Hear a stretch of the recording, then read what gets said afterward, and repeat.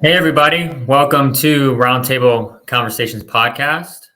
My name is Alec Vicari. I'm one half of your hosting duo. Joining alongside me is my good friend, Harrison Burkhart. Harrison, how are you? Hey, I'm doing well. This is great. I'm super excited. I know you are too. I think this is going to be something awesome. We've been talking about it for a long time. So I know you and we've just been super excited to get this going. Yeah, we're finally here, right, man? It is exciting.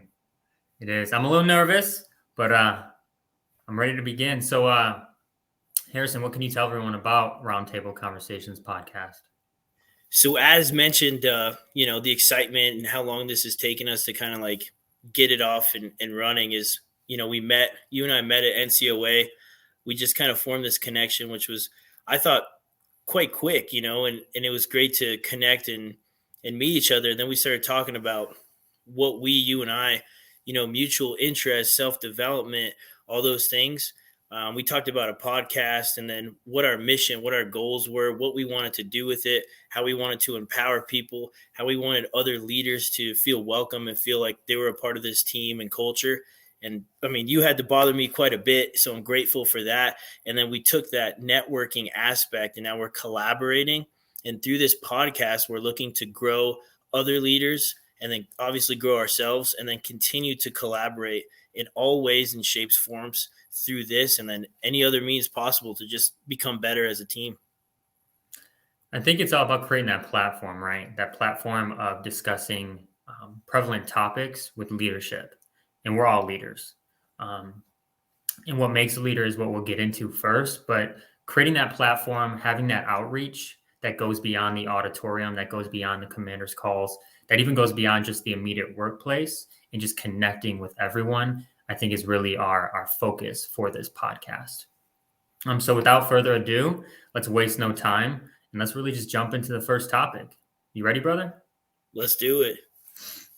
First things first, man. What is leadership? Now, this is a topic that me and you, just in our off time, have discussed daily, really. And I think it's a topic that no matter what you bring to the table one day, I think the next day you may have a lot more to offer. And it's never a definitive term or a definition that remains constant, but I think it's always evolving and developing within the individual and with the circumstances. So I'll begin with you, man. What is leadership? That's a great question. And I think we kind of get caught up in like leadership traits, leadership skills, leadership characteristics versus what is a leader. So we practice these leadership traits and skills. We flex it sometimes as a muscle, but what is our definition of a leader? Do we know what's right, who influences us, and what our mission is, and what our goal is, our identity, what defines us, right? And that to me is what makes us a leader is that first identifying who you are and what your mission is and knowing right and wrong. But personally, for me, I guess, you see so many people out there who, we have this title as leader, but are they flexing that muscle? Are they developing their skills? Are they failing? Are they realizing what exactly humility is and all those small traits that go into it? Um, it's a it's one of those things, just like you said, like you can't really pinpoint and put your finger on. There's so many things with leadership, but it's a continual effort, and I do think it's a choice we have to make daily. It's a choice that we have to say, like, I am a leader and I am going to do the right things, have those ethics, and whether, I need to follow somebody at sometimes, I need to have my clear set of where I need to go to on my own journey and bring others with me. But I mean, this, as you know, this leadership topic could go for days, which is crazy. But um, yeah, leadership for me is very valuable. It's super important. Um, we could go for days about it. But what about you? What do you think? What's your big like your three biggest traits of a leader? Well, before we go into that, I kind of wanted to ask you. You said flexing that muscle, right? So, what does that look like, or what is that muscle within a leader in their organization? So, we talk about going to these professional developments. We talk about going to these PMEs in the military and things like that. It's humility, right? Those things that you have to identify, the unconscious biases, the trust, those things.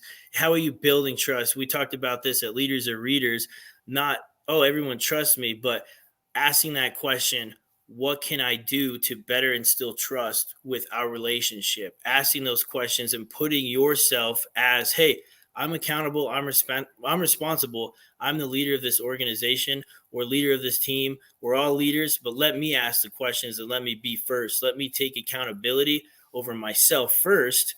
And that's step one, is saying, hey, I need to take accountability. It hasn't been easy. I have to ask for feedback. I have to flex those muscles, because as feedback accountability goes, it is not comfortable. But as daily increments, just like when you work out, your respiratory system is running, when you're going to the gym and lifting weights, even when you're flossing teeth. I know personally, obviously, being a dental person, flossing your teeth, what happens? Your gums bleed over time, and then they get healthier with trust. If you're building that trust, more people are going to start trusting you. It's super uncomfortable to get feedback, but over time, if you're asking for feedback and you're critically thinking about that feedback and applying it and understanding and not taking it to the heart, getting upset over it, that muscle will strengthen over time. You mentioned accountability, and prior you asked me what my what characteristics I think would be within a leader. And for me, it's probably accountability is one of them. And the next would be proactive. And the next would probably be responsive, right? But then before we even started this, you said, let's not focus on the traits, but let's focus on what that leadership is, right? Because we can get caught up in these terms, right? In these concepts, and then we can kind of confine ourselves in a box, which there is strength in knowing the direction of how I can improve, how I can self-assess, how I can self-reflect.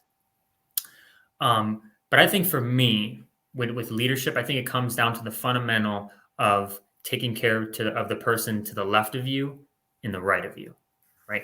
And that's regardless if they are above you or if they're your subordinate, right? Investing in them, caring about them personally and professionally. You bring a good point, because I would say too, with that, just the connection, the human interaction, those bonds, the connection. And then when you think about, us in the military, we talk about just the professional level of connection, but how deeply embedded are you into that personal life, into that actual individualism of that human being? That's truly leadership. Management is, as we sometimes often get confused with, is, oh, we're managing these programs and we're telling people what to do, but how are you connecting? And as you said, like left to right, up and down, that 360 connection and agile framework of leadership, the human element, The human capital. the human capital. And you discussed management, right? I think management, and there's nothing wrong with management, where you need that balance of management and leadership. That's how we get the mission done. But I think management focuses on the product. The product would be the mission. The product would be the outcome.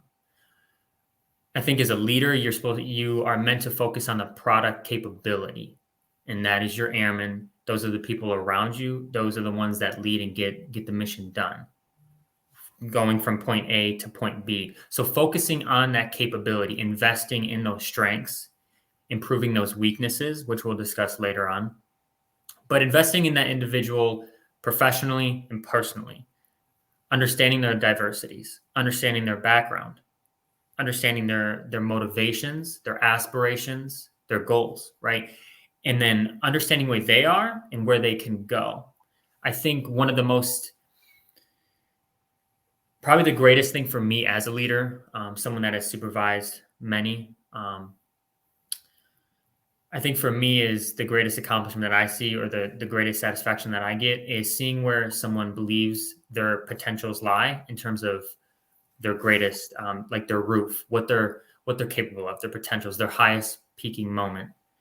Taking that and raising it and showing them that they're far vast, more complex in abilities, potentials, opportunities, right? Showing them that they can be more than themselves and what they ever thought possible. And I think that's really what development is, right? Is let me take your strengths, let me refine your weaknesses, and let's break those barriers to create a pathway that maybe you didn't see ahead of you. That's a great point. I would, kind of piggyback on this by saying we talk, deliberate development of our people, removing obstacles of people. And I asked that question to some of the leaders is how do you do that if you don't truly understand who your people are, what their purpose is, what their intent is, what their personal values are? Have they even defined their personal core values? I know being in honor guard, like you said, with the story of empowerment, the first true Air Force leader I had, he was on his way out. He didn't necessarily care about the Air Force, but he truly cared about who I was, my family, and what I wanted to do in life. Not necessarily just in the Air Force, but what did I want to do in life? Who was I as a person? And for me, I mean, I wrote a book about pretty much like how he empowered me and how he influenced me. And it wasn't anything Air Force driven. It was just that connection, that human element. Like, and that's as like as NCOs and as leaders, is we can make such a drastic difference in the day-to-day, psychological safety of individuals. So it's hard. And I know you suffered from this too, probably, is like when you see those individuals who don't care, with the capital all letters, like they just don't care. And it's saddening, because we want to bring them on this team too. So I guess let me ask you this, Alec. How do you get members to care and to aspire them to be leaders and connect with their people? Well, I'm glad you asked that because I think that branches right into what I wanted to discuss. But are you talking about what the leader can do in terms of getting their personnel to connect to the mission and the direction? How Or can you get somebody that holds a leadership spot or a title to start caring about their people? And I know we talk like, hey, people can't change over time. You can't change people, but what are some techniques or things you can utilize in your tool set that could help that individual in that spot, become more connected with those team members? So I think the connection starts at a genuine place within someone. So I don't think that I can take an individual, put them in an authoritative position, and show them how to care for someone. I think that's a genuine place within themselves, but I think that's a critical component to leadership is investing in others, right? It's that selfless action of going forward and empowering those around you. Inevitably, when you do that, it actually builds you as that leader, as that figure. I will say though, making that connection, like how you make that connection to have them buy into the mission, or or make that connection into how they buy into what your direction is or what you see for them. I think that begins with that first feedback or that first interaction, whether you're a new airman out of tech school, and you're meeting your supervisor, or you're a flight sergeant discussing with your NCOs for the first time. I think what we do commonly within our organizations is I think we focus on that product, right? That I discussed, the mission. So originally, I want to tell you what we're doing, how we do it, and what I need you to do, right? And then I basically, free reins. I think that is our biggest mistake as leadership within our organization and our work center. I think what we need to do to create that connection is understand the importance and the significance of explaining the mission, being transparent in where our goals are, where our direction is, where we've come, where we're headed. But more importantly, I think the most important thing, and that we lack considerably, is discussing with our airmen, big airmen, what the mission can do for them and why they should invest. So starting with making that connection, I know for me, and I challenge all leaders that are listening, is sit down with your airmen, right? Sit down with your people, understand where they want to go. Again, what their goals are, what their challenges are, their success, their failures, what their aspirations are, and create a blueprint for them on how you two can work together to get there. And when you take those personal aspirations, you create that outline and you show that you are invested, you show that you're asking them, hey, can I be a part of your team? When you do that, I believe that those personal goals will align with your professional, and then they will become a part of your team, a part of our team. And that's the mission. And I think that is exactly how you connect. I invest in you as the individual, and then from there, you invest in the mission because you believe in me as the leader, you believe in the direction, and you believe where we're headed. It's that you get that connection of personal commitment, like, hey, I don't want to let you down, Alec, versus forget technical sergeant Vicari, like, yeah, that guy's whatever. But if I know you, Alec, it's going to be a lot harder for me to let you down. This kind of transitions us into what is not leadership. And it makes me think of, like, let's say you and I are at a workplace and we just don't get along. You don't care about your people, and I'm like super invested in my people. I love my people, and I can see clearly you don't. You're just here to, come in, put your time card in, and then go home, right? So if I'm knowing of that, and if I'm not making that connection with you because of my personal biases and because I just don't like how you do things, that's not leadership on my terms. I need to realize that, give you that feedback, connect with you, right? And let you know why. And just like you said, connect that mission, connect what those people are feeling and what your actions are conveying to those members. And if it's a failure on me if I don't let you know, because you're still a member of the team, you're a teammate, right? And if I don't do that, how can I consider myself a leader? I think with what is not leadership, I think you could find that answer a lot in discussing what you believe leadership is. But for me, I think a significant component of what leadership is not outcome based. And what I mean by that is we have our equation, right? We have our components that make that outcome to what the mission success or the focus is. But that equation involves your personnel. It involves the process. And in that process, you have lessons learned, you have experience, you have challenges, success, failures, triumphs, letdowns. You have that people oriented focus and you have that people connection. Mhm. So when you focus on that outcome as an individual within an authoritative position, you lose sight of that process, which then inevitably impacts that outcome. So being outcome focused is not leadership. What we need to do is we need to transition back to focusing on the process because experience, learning, growth, development, like that is prominent. That is significant. That is everlasting. When you focus on that outcome, you hit that check mark, you're already on to the next one. But what about your people? Are they left behind? It's interesting too, because I think too, just this right here, this topic is unethical. Some of these behaviors, right, are unethical. When I was at Ellsworth, when I was at Davis Monthan, at various spaces, you'd have people call the dental clinic and have, ask like, hey, can you change my dental rate, my dental classification? Can you change me to be deployable without an examination, right? And that's unethical. And you have to wonder, why are we doing this? We're doing this because our commanders or whoever want us to push and drive these numbers. And as you said, is the outcome.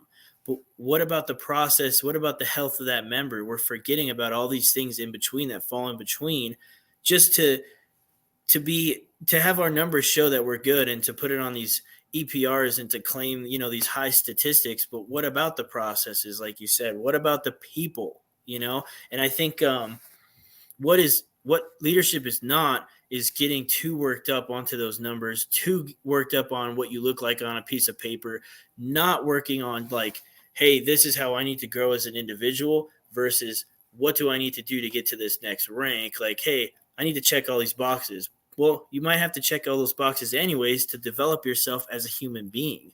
So which one is more important when you transition out? Which is more important when you're a leader now at home with your family, when you're a leader now at home with the sports team? This all translates into your life and daily functions and habits. So we have to forget about not necessarily the outcomes, but start worrying about the processes and how we can develop and grow ourselves.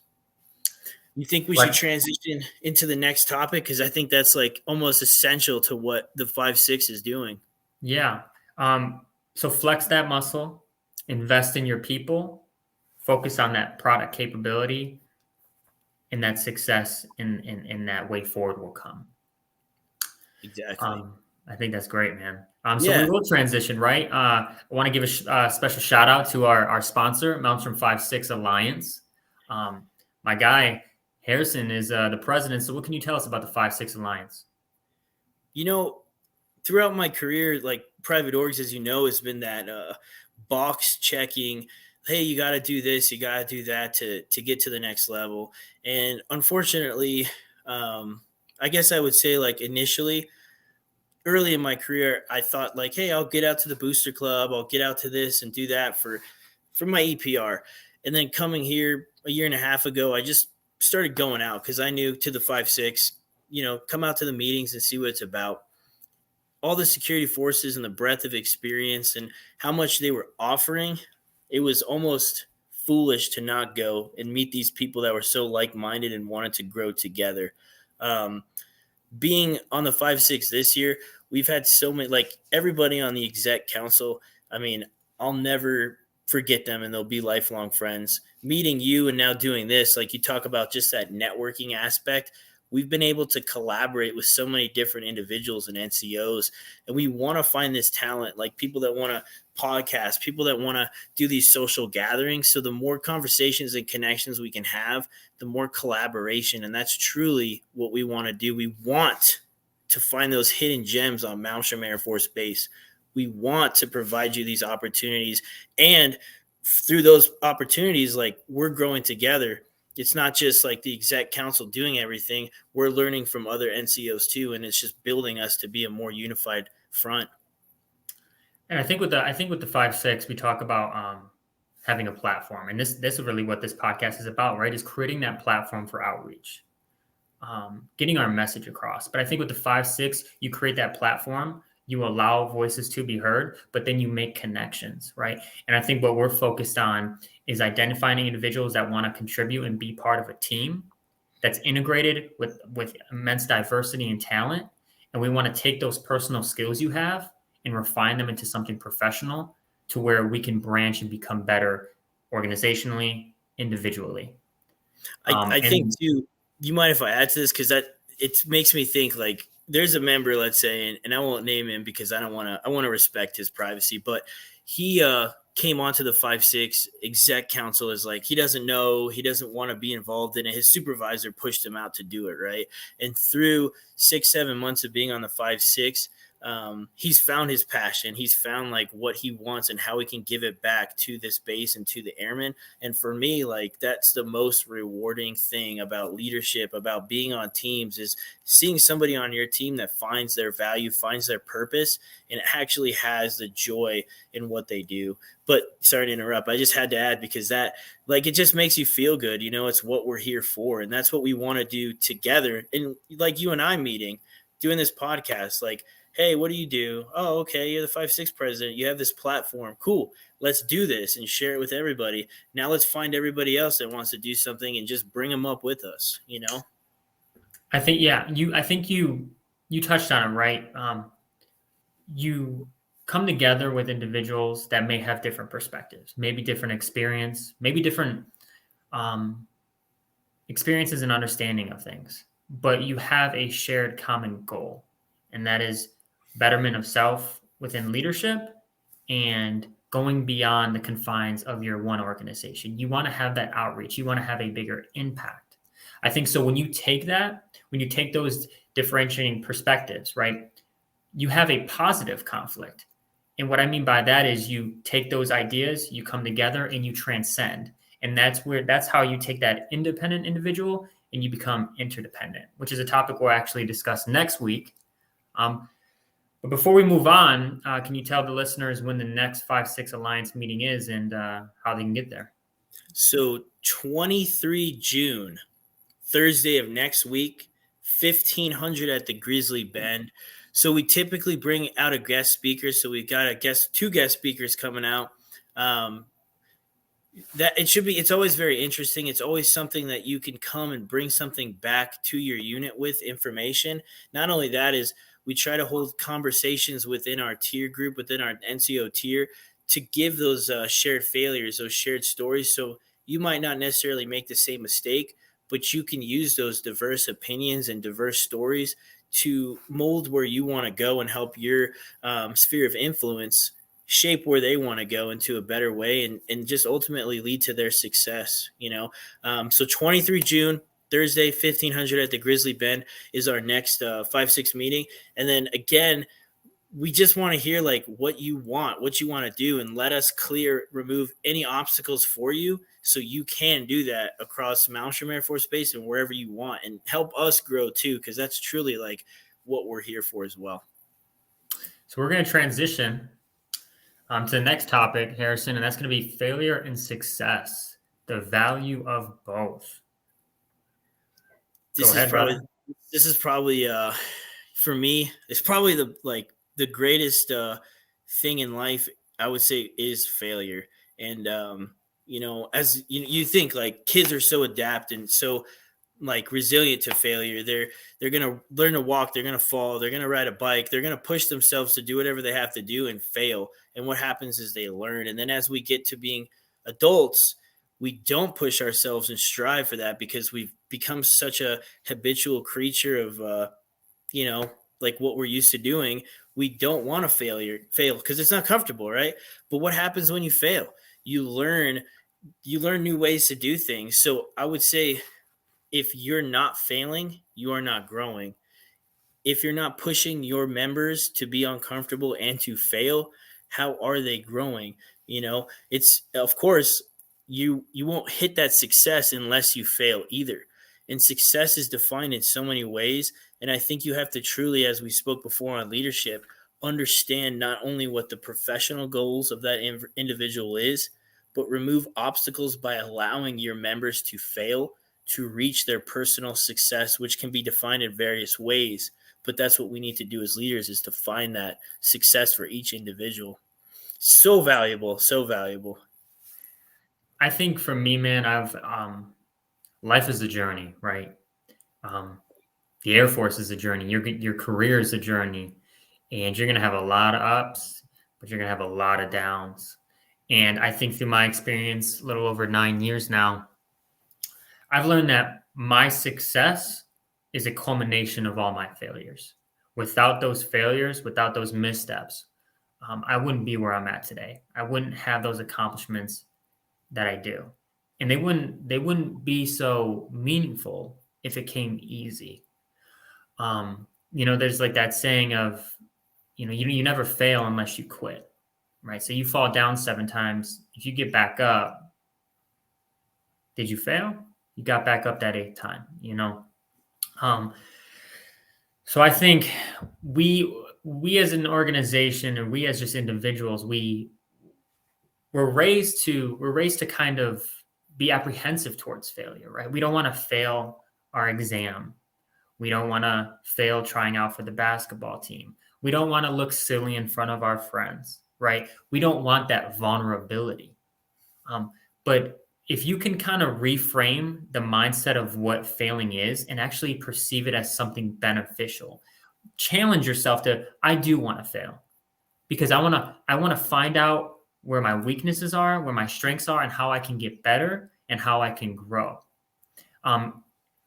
It's an imperative process to growth. It's demanding and it's required of us for success. And it's more significant, It's more significant. It's interesting you say that, because I think over time, every day, if you fail at something, like I'll admit right here, I failed. I didn't set myself up with time. We had, this is our 3rd time we were meeting for this podcast, right? And every time, of course, I took it like, God, I'm failing. I'm letting Alec down. I'm not getting to these podcasts, right? But every time I didn't make it, I thought to myself, what can I do to make this podcast better? What can I do to come as this team and be better for Alec? How can I be better through every failure? As in, good, I failed. Now I have more time to come back and be better next time. I've learned my lessons. That's another big thing about failure is, did you learn your lesson? Did you actually learn from what you failed? Have you showed others and shared your failures and helped them to not fail? There's you. I mean, how many failures have we all, probably come into contact in our lives with, right? And then we have these meetings, we have these huddles. When are we going over these failures with our sphere of influence? When are we letting them know that when we were 21 or 18 or 16, like what we did, or when we were young airmen, what we did, and maybe to be careful and be cognizant of what they're doing, because it can affect them. They will learn, but they don't need to make the same mistakes we did. And I think that humility in leadership and that humility as individuals to share openly your failures takes a big person. But it's something, again, you need to flex that muscle. It's uncomfortable. It's uncomfortable to fail, and it's also uncomfortable to talk about your failures. Big deal. We all fail. Just like this podcast. This is our first episode, right? What if we didn't do this, Alec? What if we didn't put ourselves out there? We would be hermits, and then we'd be just talking about like, hey, 20 years from now, we could have done this, Alec. But I mean, here we are. And this one, I don't necessarily, I would never take it as let's say a failure, but I would take it as, what can we do better for next time? What can you, and I sit down and self-evaluate, self-reflect on, review, get feedback. And some of that feedback might be ugly, but how can we take that and get better? So this is going to transcend into that success. And I think for us in this conversation, we use that term failure as like the verbiage for like an upset or a mishap, right? But we never look at failure as definitive, right? Because you can grow, you can get back up. And you touched on that experience, right? That lesson learned.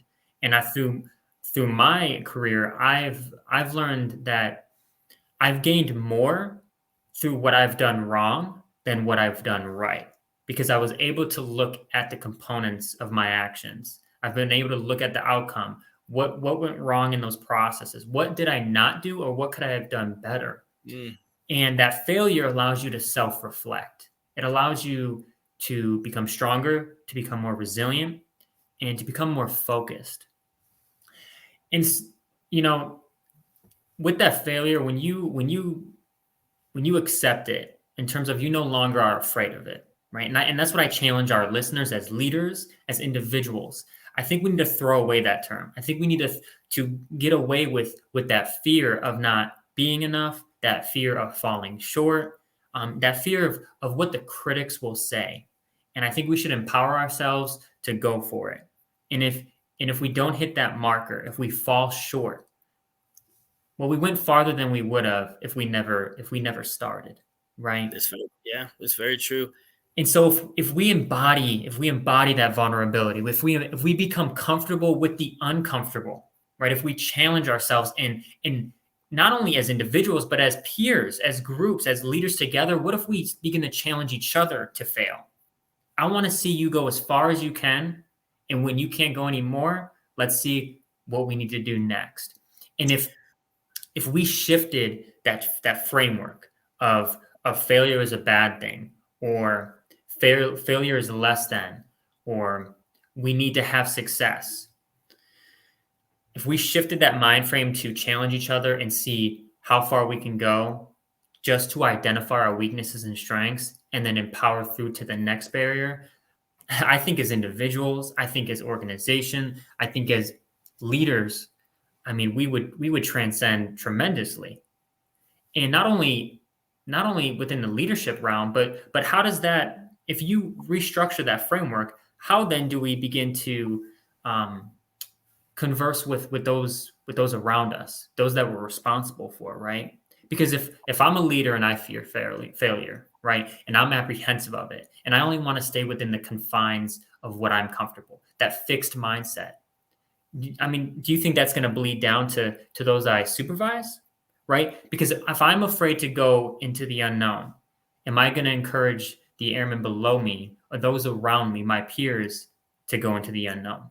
Or am I going to restrict us? Am I going to refrain us from seeking out the new, accepting the unknown, and growing in the new environment? It's that, and this leads me to this because I think it's so important, is how do you define your success and how do you influence those around you with that success, right? And then with your failures too. So if I'm just driven to make master sergeant. And don't get me wrong, that's their senior NCO, the senior NCO tier. That's a highly prestigious level to reach, you know?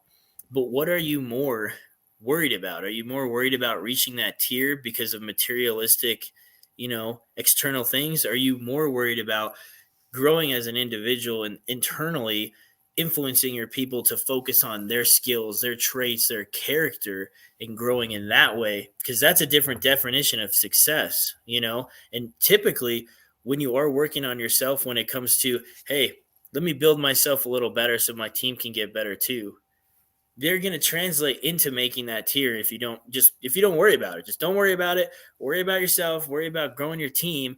Don't worry too much about the pieces of paper, because it's a piece of paper. I mean, sure, it can speak for you if you capture everything well, but don't get too caught up on that. Get caught up into like the learning aspect, the teaching aspect, the developing yourself aspect. Because if you do get caught up in that temporary success, the materialistic success, it is going to lead to a longer, span of failures and a longer lack of that development as an individual, and for your team, how you influence them. Talking about definition of success, do you think success is defined categorically, or do you think it's defined like individually? Meaning, my definition is Oh going to yeah, be vastly different than yours. exactly. And honestly, we talked about at Leaders or Readers, is your success defined by those who have already defined it before you? Or is this a success where you have truly seeked in yourself, from a development of an understanding within yourself of who you are, what success is to me, not what success is to the Air Force, what success is to the world in monetary, ways, but what is success to Harrison? What is success to you all out there, or to Alec? Those are the things that you got to start asking yourself. You got to start asking, like, what are my core values? What do I stand for? Who am I as an individual? What is my mission, vision, statement for myself as an individual and for my team? Those are the kind of questions that I don't think, ask ourselves too much, and we get into the mold of being a follower, which is not a bad thing, but then a follower tries to transcend that followership down into leadership, which is somebody else's mold, and you have to form your own mold and definition of success. I think we have to be principle valued or principally centered individuals, and what that is it's based upon your values, your morals, right? What you're focused on. And you kind of referred to it a little bit, was what we discussed during the Leaders Are Readers, is to have that success and have it be your own. You have to be genuine. You have to be committed and faithful to your first creation. And that's the concept we talked about for quite some time, is having that first creation, is that vision, that pathway, your own goals, your own aspirations, your own beliefs. And when you have that first creation, you then transcend it to your second creation, which is actually implementing that plan, creating that blueprint, paving that way forward. And those two combined are what will help define your success. And no one else can define that for you. So, success isn't always the next rank. Success isn't always the quarter award. Maybe success is just coming home to your family.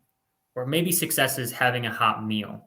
Or maybe success is just having, a house to go home to, and shelter and warmth, or what have you. But your first and second creation are embodied and built from your principles, and they're yours. They're your vision. And us ensuring that we stay committed and faithful to those will allow us to reach those successes that are personally defined by us. Because without that, if we're not committed, if we don't understand, if we don't have that self-assessment and refined visual, then we allow others to place their first creations on us. And then you go through your years of life, or you go through your time, and you look back and you wonder how you got on this path. And were you the one that paved it, right? Or did someone else place their own autobiography on you? Did they place their own biases and beliefs on you? So committing to your own principles, your own values, that first creation, transcending it to your second, will help you define your own success. And that's what you should embody, and that's what you should believe, and that's where you'll find your fulfillment, not by others' perspectives, not by others' definition. And I think the beautiful thing about it is that you can take what you define as success and what that success is built from, those principles, and you can actually share it with individuals. And from there, you can transcend those ideas, and maybe you can branch into just multifaceted ideas, concepts, and journeys. And from there, that is how you integrate. That is how you become interdependent, and that is how you grow beyond your own capabilities and potentials that you set for yourself. That's how leaders do it, right? It's true, and that comes back to the connection. I think it all intertwines at the end of the day. But and it's hard to not be. I hate to use this term, but if you compare a sheep to the lion, you might find yourself being led by a sheep, versus the lion who has these definitions and principles and values and mission and the foundational framework of what a leader is, but you're being led by a sheep. So that's what here, as we've been talking about, is we'd love like more of those lions out there, like leading their people with that influence and showing them like failure is okay. What is your personal success? What is leadership defined to you? Because it's okay if it's different, and we have to understand that. How do you empower your people? All those different concepts, it's all okay, but you have to be strong in not allowing others to influence it if it's not the right thing for you. And so for our listeners, I think we challenge you to let go of that fear, let go of that fear of vulnerability, let go of being so consumed in others' criticism, and explore the things that are unknown. Be comfortable with the uncomfortable, and then implore that on your airmen or those around you. And I think you'll find out that you are far more capable, far more competent than the standard that you refrain yourself in.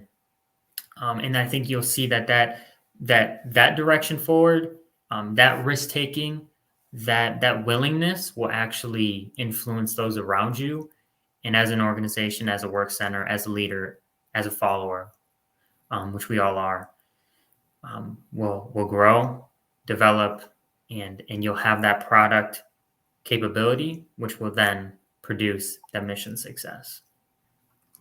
And so, with wrapping up, Harrison, do you have any ending comments that you want to tell the listeners? The only thing I would say is, as you said, like with those failures, I would say be an advocate for failure. Like with those airmen, with the NCOs, with your peers, with even senior NCOs, hey, get out there and fail. Hey, get out there and do this, and don't be so critical and so hard on them. Don't be so quick to just write paperwork. Understand truly what that failure is, what those personal barriers, those professional barriers were and obstacles, and allow for failure, and then let them come back and teach you. Let them come back and learn, be open to that, because that is how you are deliberately developing your people. Failure, you have to look at failure in a different way. And I challenge everyone on this podcast to just think about it and start looking at things in a different way, and be open to others' styles of leadership, be open to hearing how they think of leadership. And again, this different success and different failures, and just be an advocate of failing, because that's quite the way to grow. That's all for me to kind of wrap it up. I think that's a huge message. And it'd be great, for more people to just be more open to that. Flex that leadership muscle, right? Invest in your people. Yeah. Well, everyone, this wraps up episode 1 of Roundtable Conversations podcast. We do have an email, roundtableconvos@gmail.com. Email us questions, inquiries, if you want to be a guest on the show. So the idea moving forward is that we're going to hold these weekly, and maybe seeing if it picks up, we can actually go to 2-3 episodes a week. We do have some special guests that already have shown interest in being part of the podcast. And that's really the vision, is bringing different leaders at different command levels and bring them to the forefront, and having that authentic conversation that's outside the auditorium, that's outside the workplace, to where you feel connected and it feels personal. Harrison, man, it was a pleasure. Yeah, man, it's always a pleasure. And like you said, like that connection is what we're trying to bring to the table. We're trying to bring these other forces to come out and show their face and show what their definition of leadership and how they connect with us at this platform. So, yeah, please reach out. Please give us feedback. Please, come on here as a guest, or if you want to help us with the visual aspects or those kind of things, like we're always, again, like we said, looking to collaborate in those ways. And again, that email is roundtableconvos@gmail.com. Aim high.